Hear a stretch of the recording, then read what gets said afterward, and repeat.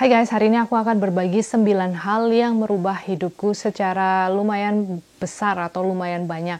Nah, mungkin teman-teman bisa mengadopsi salah satu dari 9 hal ini. You're listening KunciHidup.com, where you'll find the keys to life.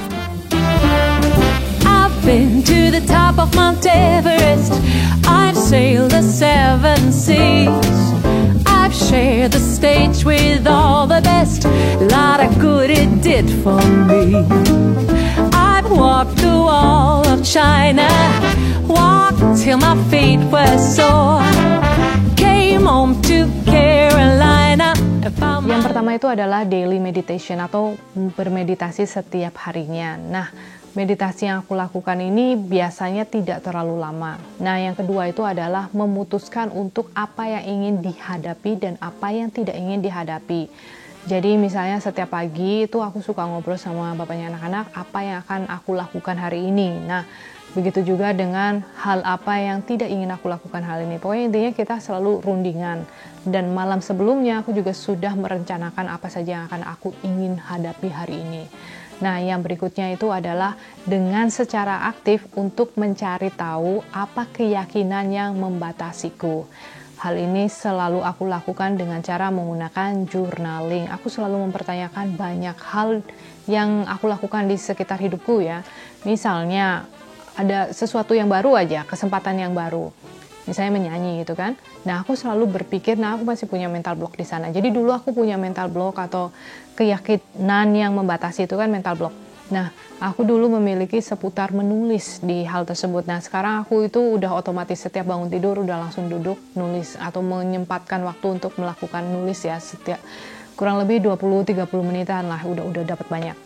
Nah, sama sekarang yang berikutnya mental aku nemuin lagi satu lagi adalah seputar menyanyi. Jadi aku masih ada rasa malu seputar hal itu. Masih merasa suaraku kurang bagus, kurang keras, kurang terlalu tipis. Nah, itu dia. Jadi aku secara aktif mencari tahu keyakinan yang membatasiku.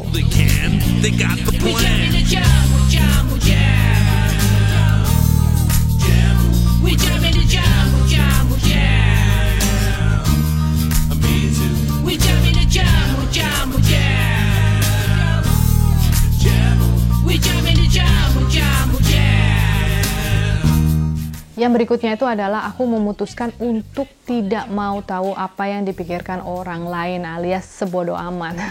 Bodoh amat gitu kan. Jadi dulu ini udah lama sekali sih dari zaman SMA kayaknya.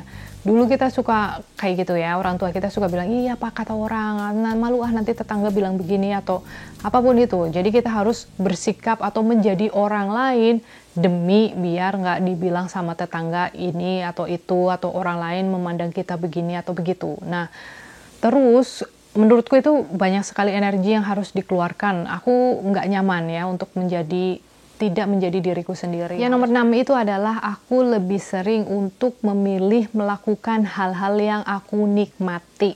Misalnya, dulu itu aku suka melakukan hal-hal yang sebenarnya aku tidak nikmati, misalnya gaul sama teman-temanku atau pergi kemana nongkrong di pantai atau entahlah ya, atau ajeb-ajeb gitu karena acara kantor. Dulu aku ajeb-ajeb kan karena acara kantor ya, perayaan inilah karena kita hit targetnya memenuhi penjualannya itu kan. Aku dulu sales, makanya kita bikin seperti itu, acara ini acara itu. Nah, itu aku tidak menikmati sama sekali. Jadi sekarang aku tidak melakukan hal itu ya. Aku nggak pernah party, bahkan kayak misalnya apa sih, ramah tamah, manis-manis, ngobrol, aku nggak menikmati hal itu. Satu, karena mungkin bahasanya juga kan beda di sini. Yang kedua, I don't know, nggak nikmat aja, aku nggak seneng aja ketemu sama orang-orang kayak gitu ya. Jadi intinya aku memutuskan untuk melakukan hal-hal yang aku nikmati. Yang aku nikmatin apa? Kalau aku nikmatnya berkarya ya berkarya, nikmatinya masak ya masak, di rumah aja ya di rumah aja, mau jalan keluar ya keluar, pokoknya apapun lah ya, yang nggak harus ya itu tadi, kita harus melakukan perayaan ini, perayaan itu, atau ini karena ini.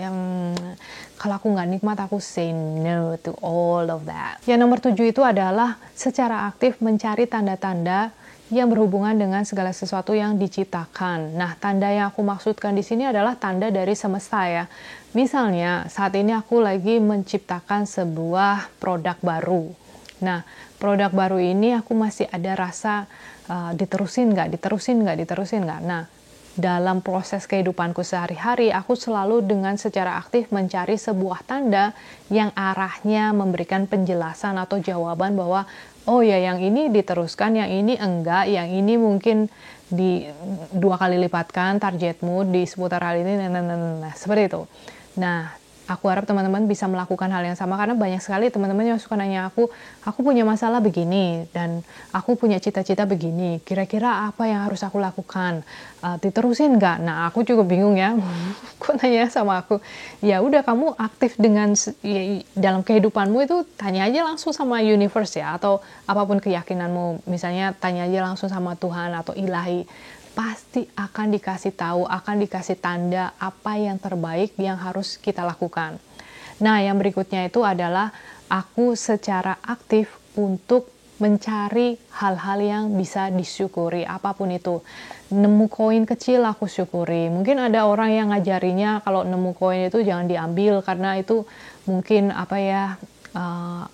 tumbal buat orang lain. Itu kan sebuah asumsi yang negatif ya. Kenapa orang ngajarin seseorang untuk jadi seperti itu sih?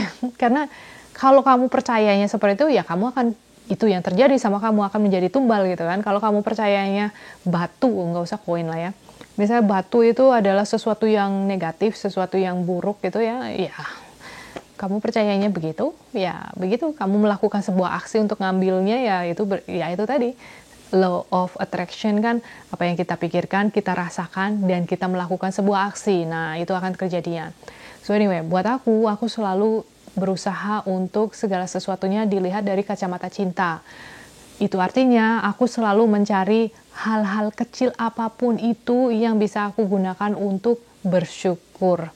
Untuk merasa syukur itu loh, rasanya itu yang aku hunting, rasanya itu. Nah, yang terakhir itu adalah aku secara aktif selalu mencari hal-hal kebaikan di balik semua hal atau semua kejadian yang aku alami dalam kehidupan sehari-hari. Apapun itu. Misalnya mau pergi jalan naik sepeda banyak kempes. Ya sudah, aku mencari sebuah kebaikan di balik hal itu. Jadi mungkin aku mikirnya ya udah, berarti aku nggak perlu olahraga hari ini, atau berarti aku melakukan pokoknya sesuatu yang positif dari kejadian itu. Aku dihindarkan dari sesuatu yang besar mungkin di sana, atau lebih bagus aku tahu banyak kempes di rumah daripada di jalan. Itu artinya aku harus nuntun pulang ke rumah, itu artinya bakalan pegel, capek ini. Pokoknya cari yang bagus-bagusnya aja. Walaupun kejadian yang kita alami saat itu nggak bagus sama sekali ya. Misalnya ada lagi tuh, kemarin aku dapat notifikasi fraud. Fraud itu kan penipuan ya, dari bank gitu kan.